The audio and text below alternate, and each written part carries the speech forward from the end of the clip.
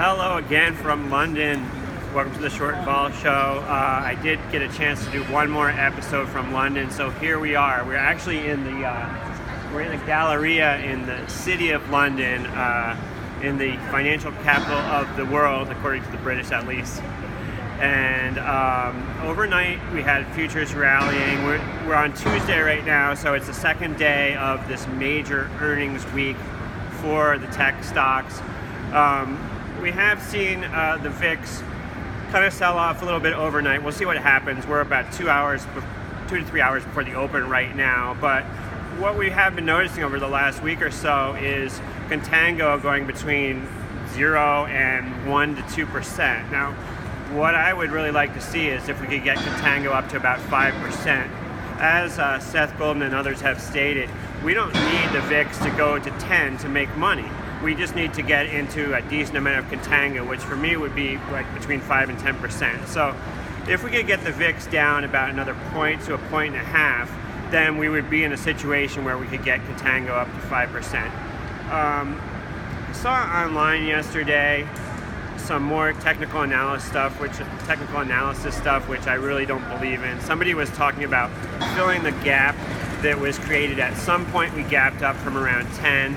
And someone was saying, oh, we really need to fill that gap. Now, let's just go over this one more time. The VIX is based on the put buying and selling in the SPX. So essentially, fund managers, they buy the SPX. When stuff goes south, they don't really want to sell out of their positions because they want to keep that extra dividend income which comes from owning the SPX. So what they do is they buy puts. And if they buy a lot of puts, then that strip of puts goes up in value and the VIX spikes. If they sell puts, it goes down. That is the dynamic we have here. So filling the gap, it's not like a bunch of people are going to come in and sell UVXY to fill a gap, and that's going to affect the markets in any way. So people just have to, you really want to focus on what is the biggest notional value as far as money, and that is SPX puts. So as usual, we see everybody who's perma bears thinks the market's definitely going down. Everybody who's perma bulls thinks the market's definitely going up. But as far as edge, there's slight edge to the downside now because we are in contango. And if nothing else happens, I think we will steepen into contango.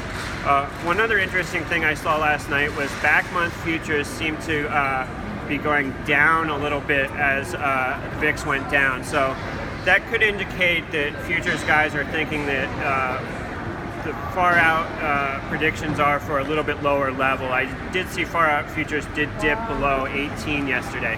So just stuff to keep in mind.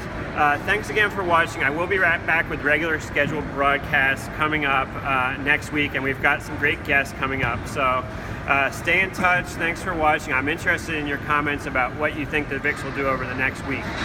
And so put those comments down below, and please subscribe and consider adding me on Patreon. Okay, thanks again, and I'll see you next time.